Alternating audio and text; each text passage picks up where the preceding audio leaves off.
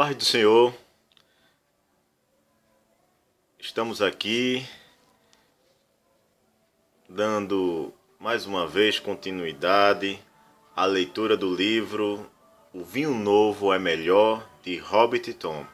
Obrigado por vocês estarem ouvindo este livro e espero que continue, sendo uma bênção para todos vocês, em nome de Jesus. Capítulo 10. Na folha de pagamento de Deus. Apesar da rápida sucessão de eventos em 1948, tudo pareceu calmo durante os 2 ou 3 anos seguintes, isto é, no que dizia respeito ao meu chamado para o ministério. Foram tempos difíceis para mim. Eu não podia compreender o que Deus pretendia em relação à minha vida. Seria eu muito imaturo? Precisava de preparo?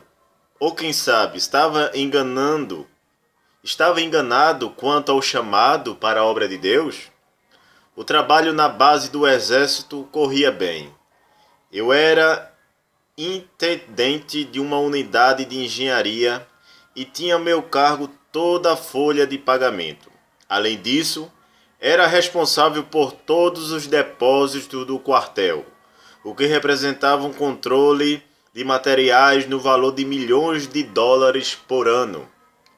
Era um tremendo desafio distribuir nossas tropas pelos nossos mais de 300 edifícios e manter os homens supridos com roupas e equipamentos. Mas me agradava o desafio de enfrentar uma tarefa difícil.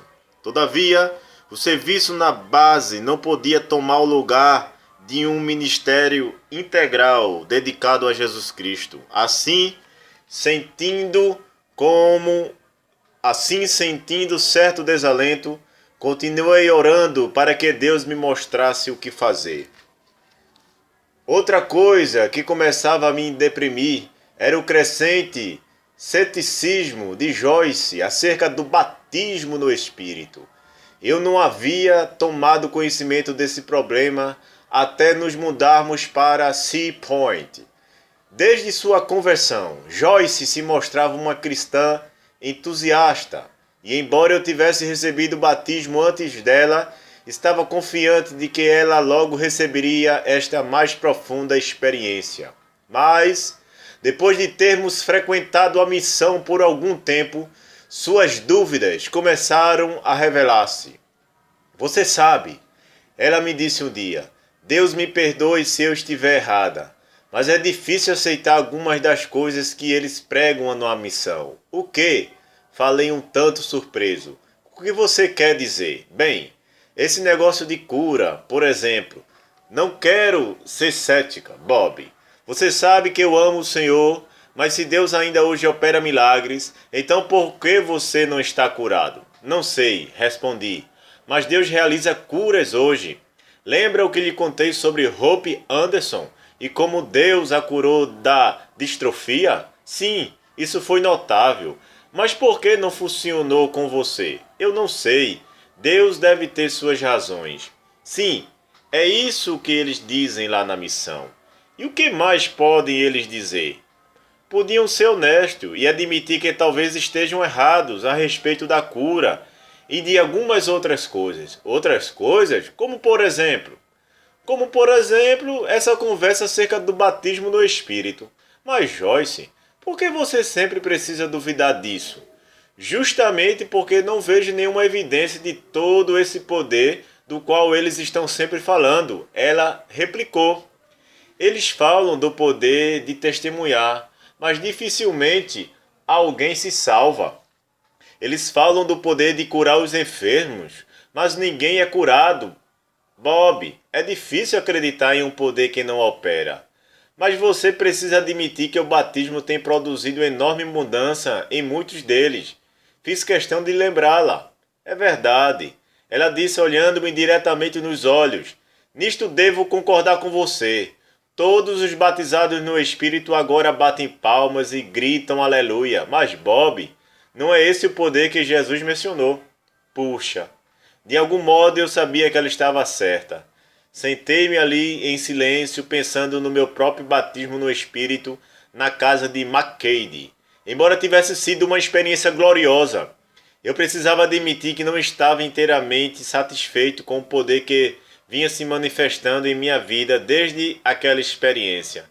Algo estava bloqueando o pleno fluxo do poder do Espírito Santo, mas eu não era capaz de encontrar a chave para esse mistério.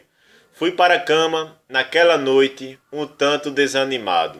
Eu mal sabia quão perto estava de encontrar a resposta. No outono de 1951, soube que havia sido indicado para uma promoção na base.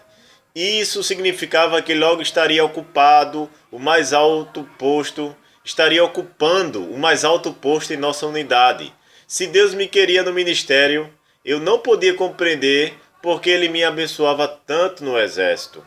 Quase na mesma ocasião, as pessoas da missão estavam tentando decidir quem mandariam como delegado à grande convenção a realizar-se no Maranatha Park Campgrounds, em Joanesburgo, 1.500 quilômetros ao norte. Como eu era vice-presidente da mocidade e tinha uma semana de férias a gozar em outubro, na mesma semana da convenção, aprovaram uma verba de $25 para enviar-me como delegado.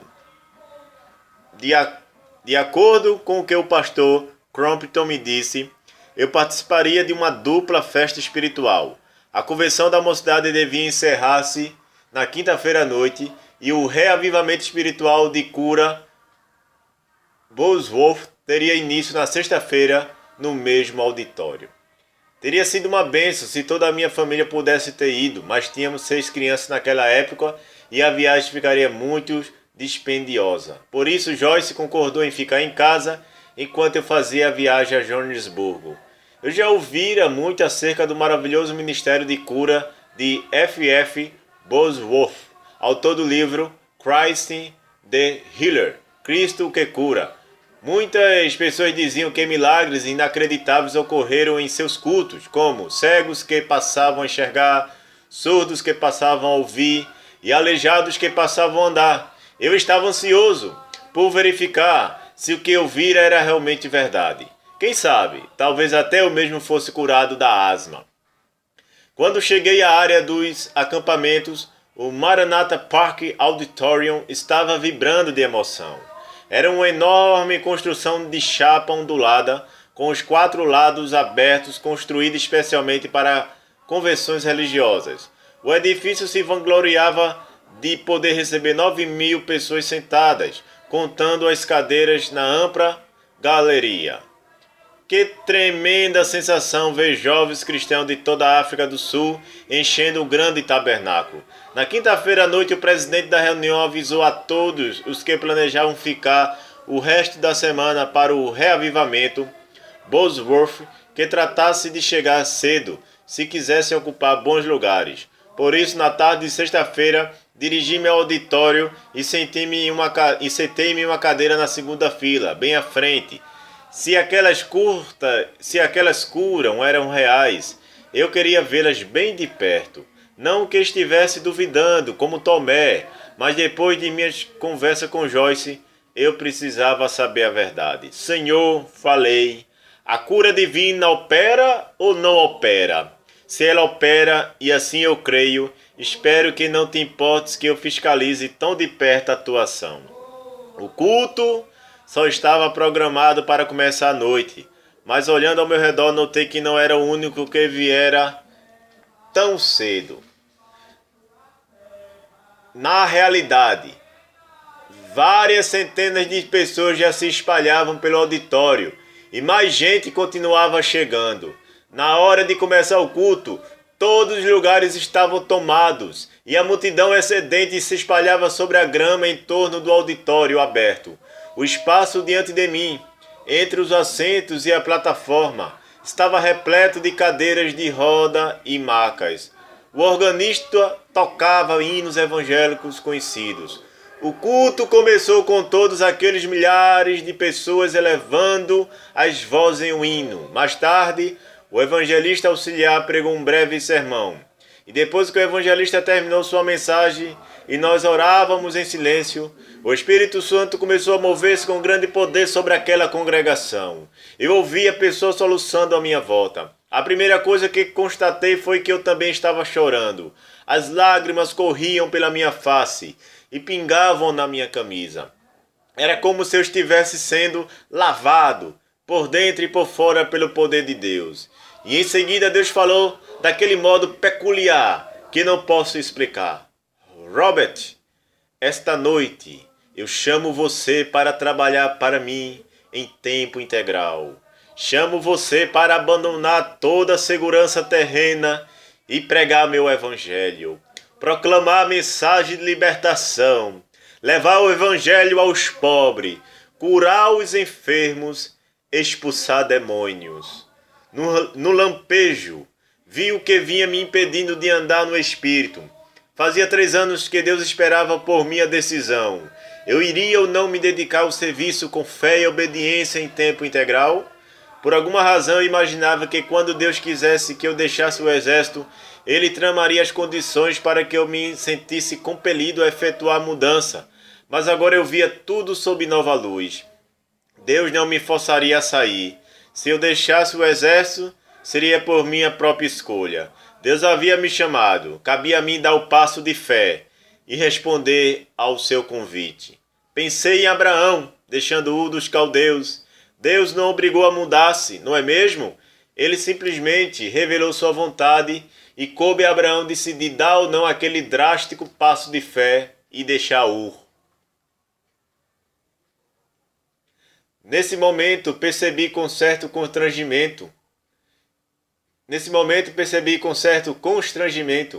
que essa era a mesma lição que Deus me havia ensinado muitas vezes. Ele queria que eu andasse pela fé, mas não andaria em meu lugar. Se me dispusesse a andar, Ele abriria o caminho diante de mim, mas se insistisse em ficar parado, nada aconteceria. Chorei muito. Eu sabia que a hora da decisão havia chegado. Senhor, falei, minha mulher está a 1.600 quilômetros daqui. Ela não entende essas coisas. Ela não compreende o batismo no Espírito. Mas se esta é a tua voz falando a mim, minha disposição é ser obediente. Abandonarei minha posição na base e te seguirei. Eu estava ciente da seriedade do que estava dizendo. Deixar um bom emprego e disposto a servir a Deus sem garantia de nenhuma espécie de remuneração parecia uma loucura, especialmente para Joyce. De fato, uma decisão como esta poderia facilmente prejudicar a minha família, a menos que o Senhor realmente fizesse parte da decisão. E isso eu deveria verificar com certeza. Não podia haver enganos. Senhor, falei de novo, decidi descobrir se esta é realmente a tua voz me falando, e não apenas uma ideia minha. Por isso, como sinal para mim, peço-te que batize Joyce no Espírito Santo, e que isso aconteça logo, que seja em uma tarde de sexta-feira. Então terei certeza de que tu falaste. Eu sabia quão facilmente as pessoas podem enganar-se no que diz respeito à orientação.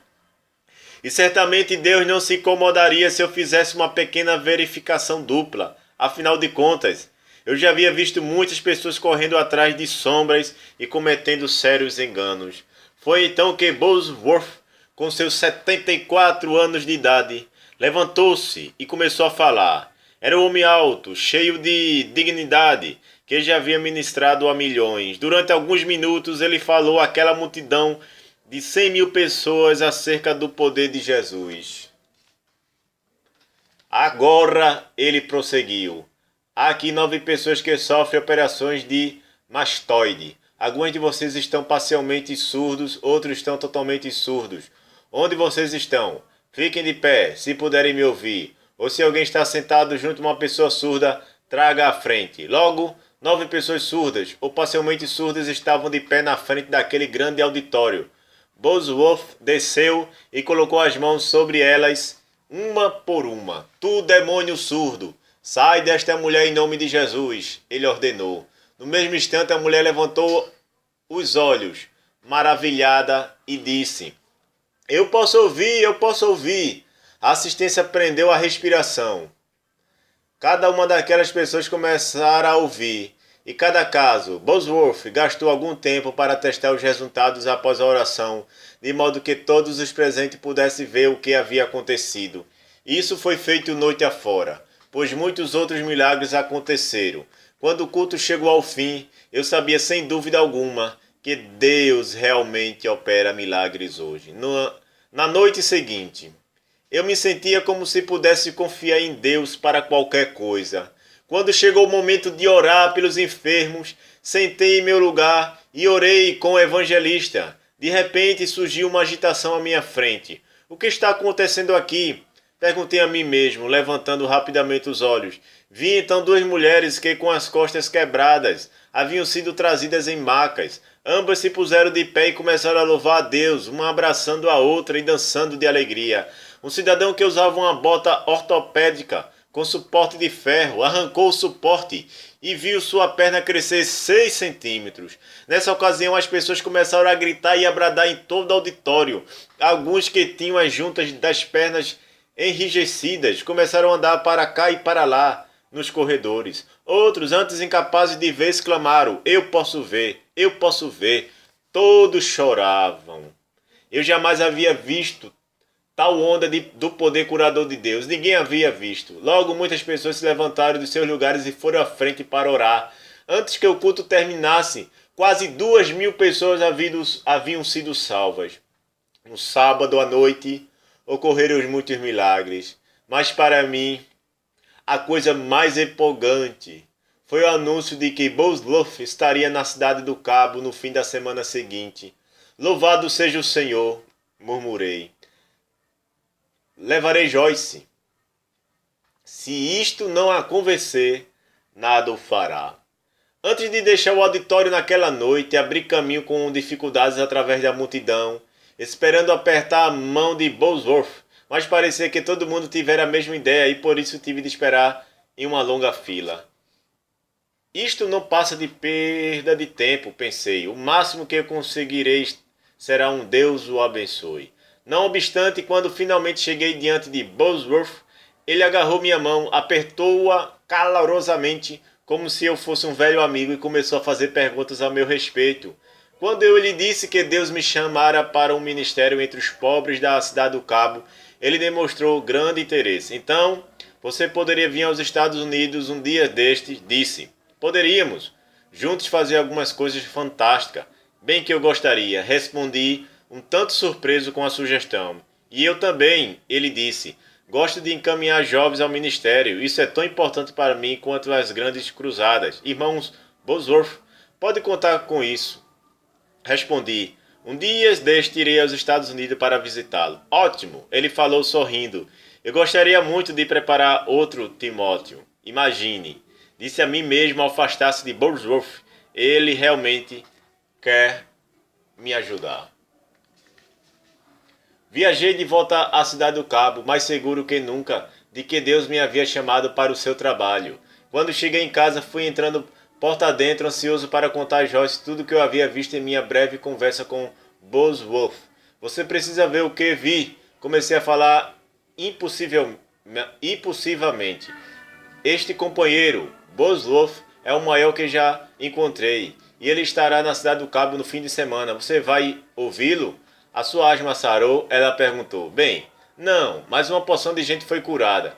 É isso que eu não entendo. Todo mundo é curado, menos você. Mas eu serei curado, respondi. Se Deus tem feito isso por outros, fará por mim também. Talvez. Quando os Bosworth chegou à cidade, Joyce concordou em ir. Acho que estava ansiosa para ver o que me havia emocionado tanto. Chegada a hora, ela aprontou os meninos e saímos para o culto. O poder de Deus se manifestou tal como em Joanesburgo. Joyce mostrou-se muito interessada. Quando voltamos para casa, perguntei-lhe. Então, o que você acha?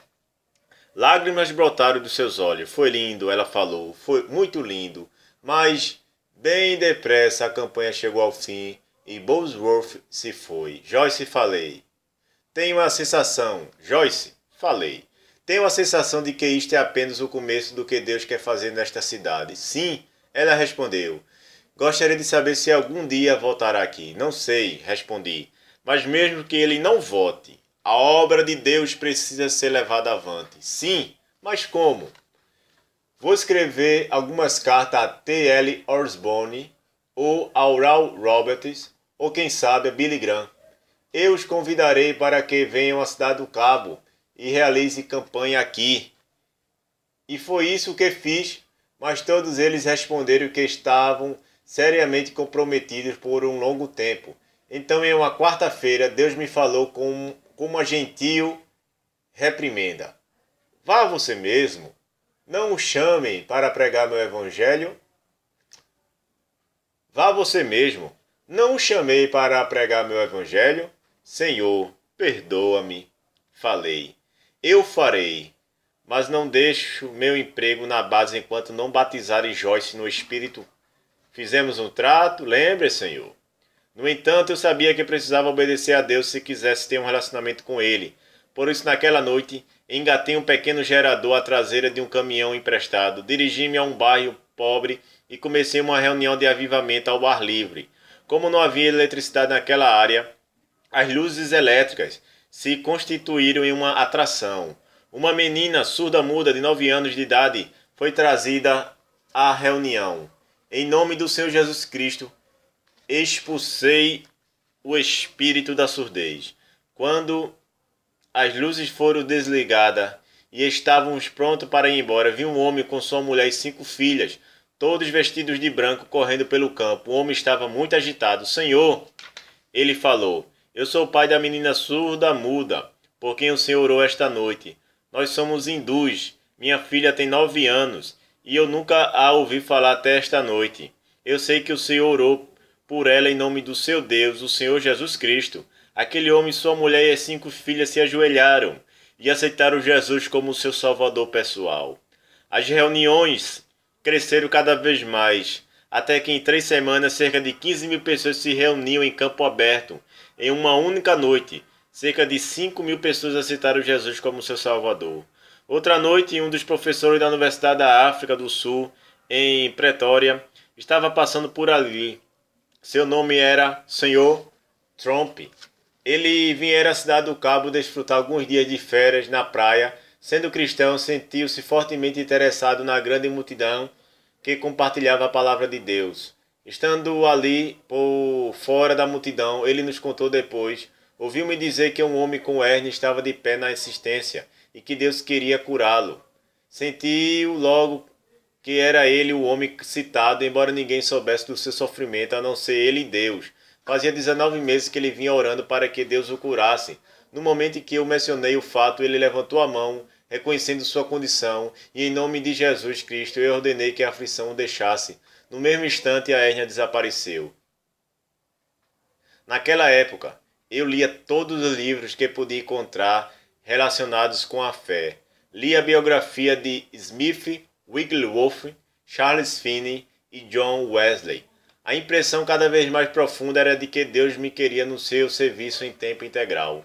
3 semanas após o reavivamento, Bosworth, em Joanesburgo, Deus se manifestou a mim de modo especial. Como de costume, saí para o trabalho naquela manhã de sexta-feira. Cerca de 4 horas da tarde, o telefone tocou. Era uma amiga da irmã Gladys Webster, irmã de Maudie Solomon.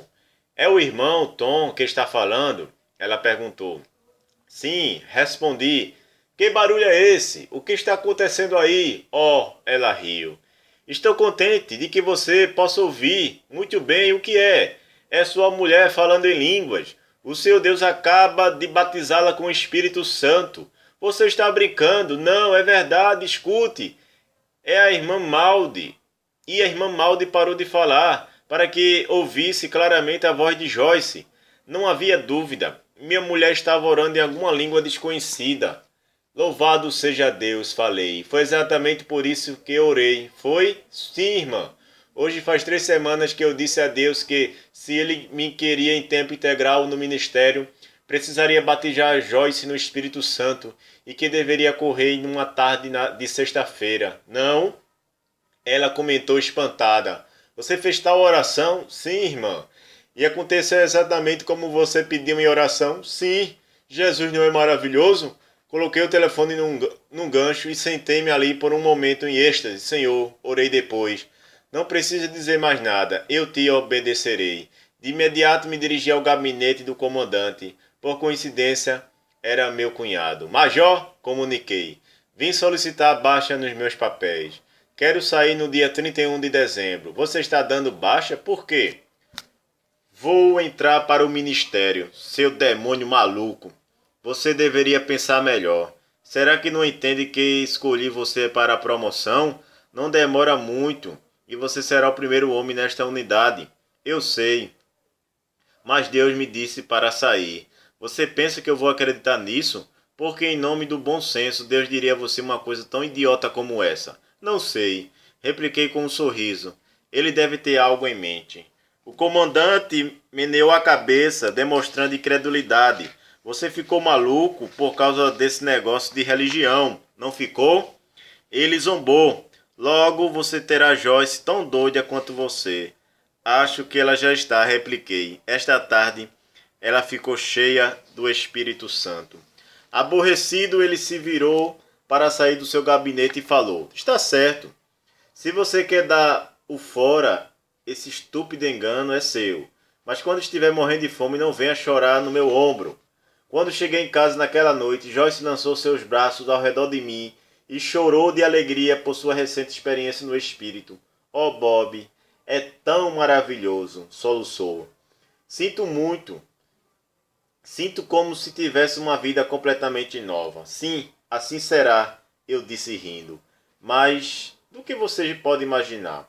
O que você quer dizer com isso? Ela perguntou, afastando-se e me olhando com os olhos cheios de lágrimas. Vou dedicar-me ao ministério em tempo integral. Você está deixando seu emprego na base? Sim.